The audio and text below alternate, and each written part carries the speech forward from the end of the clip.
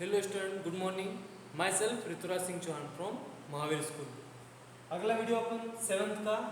पिछले वीडियो में मैं आपको बता चुका हूँ कि किस प्रकार से पादपों में पोषण की अन्य विधियाँ थी। परजीवी थे, उसके अलावा परजीवी जो दूसरे पौधों के ऊपर निर्भर करते हैं उन्हें किस प्रकार से परपोषी कहलाते हैं।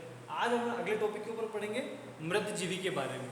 तो मृतजीवी में ऐसे पहले तो मैं आपको एग्जाम्पल के तौर पर पहले अपन लेते हैं कि मृतजीवी क्या होते हैं। तो आपने देखा होगा कि मार्केट में या फिर मार्केट से अपन पहले खुद जैसे बरसात का जब मौसम आता है तो आपने देखा होगा कि जो पेड़ की जो टहनियाँ हैं या जो नीचे जो गीला जो जगह होती है वहाँ पर छोटी छोटी छतरी नुमा जैसी कुछ चीज़ें उग जाती हैं, वही आपके मशरूम या छत्रक कहलाते हैं। अब आप ये देखना पड़ेगा, उन्हें अपन मृतजीवी के रूप में ही शामिल करेंगे। अब ये देखेंगे ये जो मृतजीवी हैं ये किस प्रकार से अपना पोषण दूसरों के ऊपर निर्भर करते हैं, किस प्रकार से अपना पोषण ग्रहण करेंगे।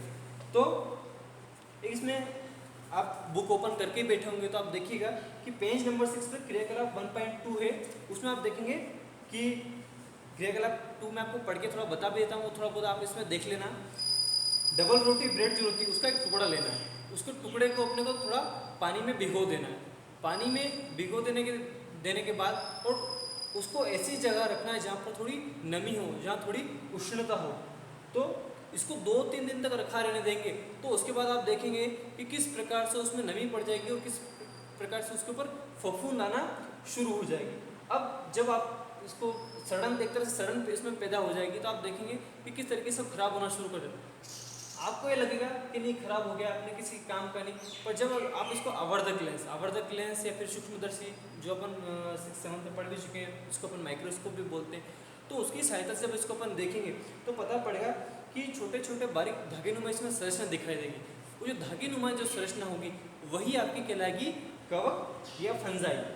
हिंदी में कवक बोलेंगे, हिंदी में इसको अपन कवक बोलेंगे और इंग्लिश में इसको अपन फंगई बोलेंगे। यही होते हैं मृतजीवी कहलाते हैं। अब ये अपने पोषण को किस प्रकार से बनाते हैं, ये करते हैं जिस भी वस्तु है, जिस भी खाने चीज जिसमें थोड़ी नमी हो, उष्णता हो, उष्ण जगह, वो उस पर बैठ जाते हैं और वहाँ पर यह करते हैं कुछ उसकी सतह पर कुछ ये पाचक रस छोड़ देते हैं। उस पाचक रस से भी स्रावित कर देते हैं। तो ये उसे क्या करते हैं, फिर साधारण एक विलेय पदार्थ के रूप में परिवर्तित करते हैं। वही विलेय पदार्थ क्या होता है, फिर आगे इनका पोषण बन जाता है। तो अब इसकी परिभाषा ये बनती है मृतजीवी कि ऐसे इस प्रकार का पोषण जिसमें किसी मृत जीव या विघटित पदार्थ, मृत जीव होना चाहिए, विघटित मतलब सड़ने वाला, खराब होने वाला, ऐसे पदार्थ से अगर वो कोई पोषण प्राप्त करते हैं तो वो कौन सा पोषण कहलाता है, मृतजीवी पोषण कहलाता है। और मृतजीवी पोषण प्रणाली का उपयोग करने वाले जितने भी पौधे होते हैं वो क्या कहलाते हैं, मृतजीवी जीव कहलाते हैं। अब मृतजीवी या फिर जो कवक है, अब ये कवक कहाँ पर पाए जाते हैं, तो इसको मैं आपको बताता हूँ। कवक जो है वो अचार पर, चमड़े पर, कपड़े और अन्य पदार्थों पर उग जाते हैं।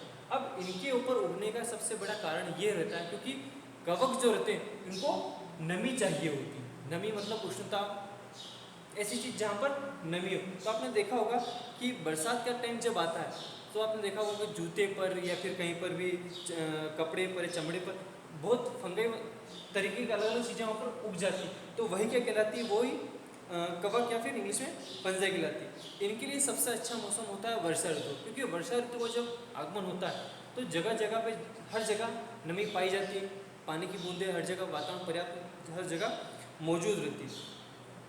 अब किस प्रकार से ये कवक जो होते हैं वो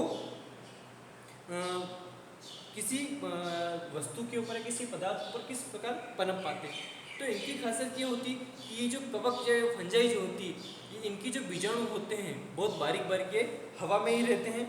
तो ये ऐसे पदार्थ के ऊपर बैठेंगे जिसमें नमी हो, उष्णता हो, ऐसे पदार्थ पर ये बैठेंगे और ये जो इनके जो बीज है ये हवा में अंकुरित कर जाते हैं। तो जब ये किसी ऊपर बैठते हैं तो अपने बीज ये किसी ऊपर छोड़ देते हैं और वहीं से कवक का बनना प्रारंभ हो जाता है।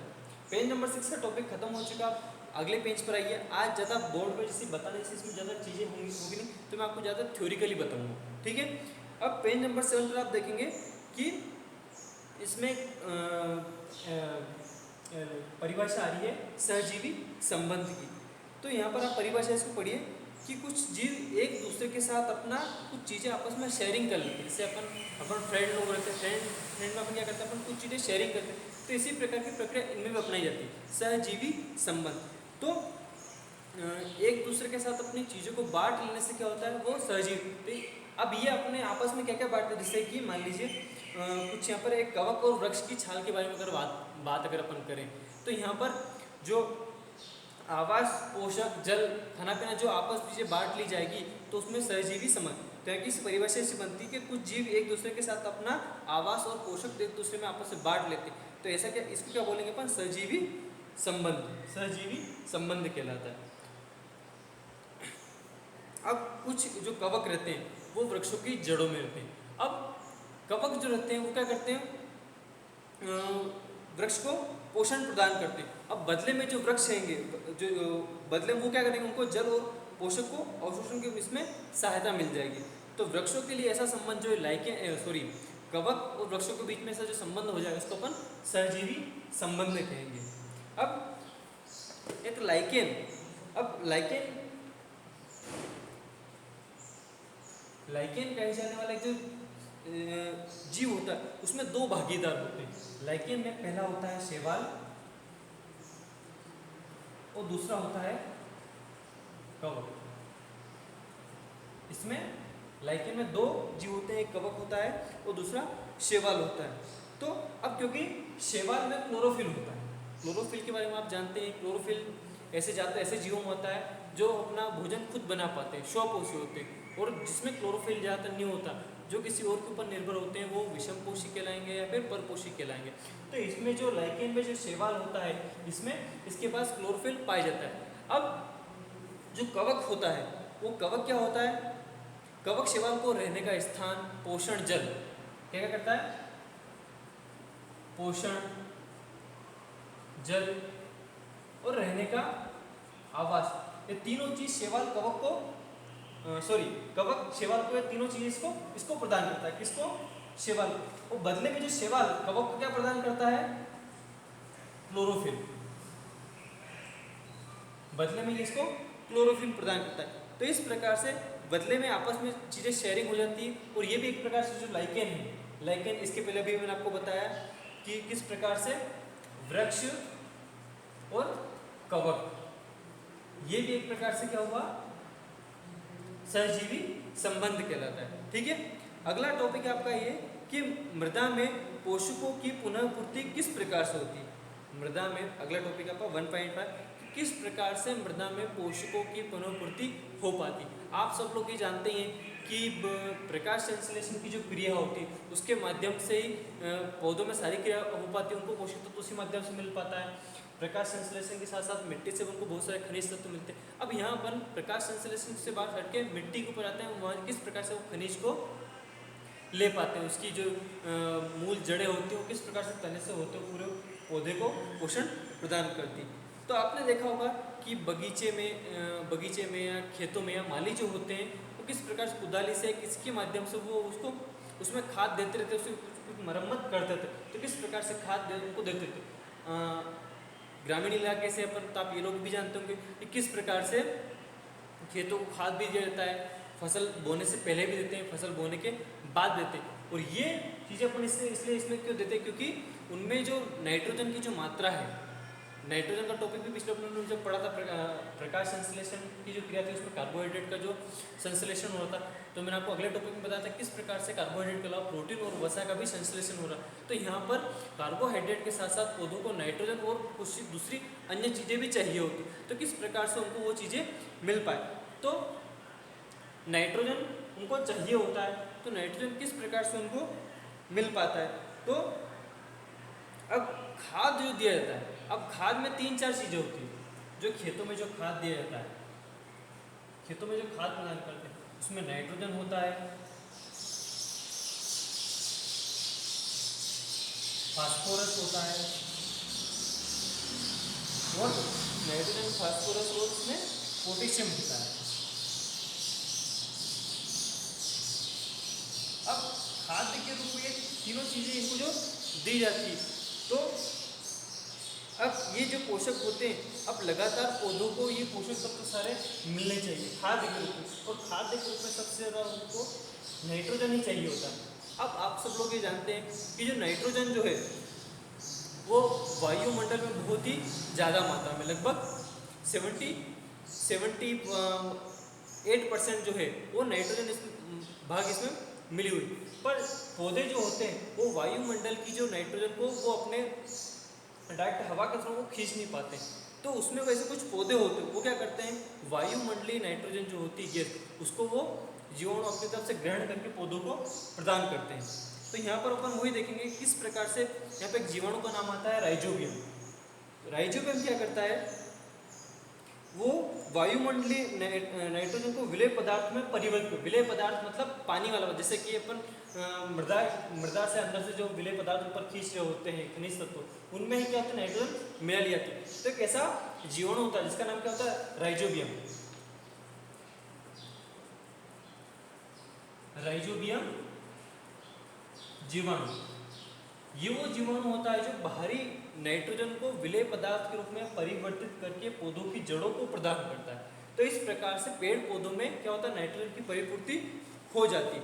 अब आप लोग ये जानते हैं कि किस प्रकार से, अब ये राइजोबियम जो जीवाणु है ज़्यादातर किन में पाया जाता है, चना, मटर, मूंग से फलीदार जो पौधे होते हैं ज़्यादातर उनमें पाया जाता है, क्योंकि इनमें आसानी से नाइट्रोजन को प्रदान कर पाते हैं या फिर कर सकते हैं।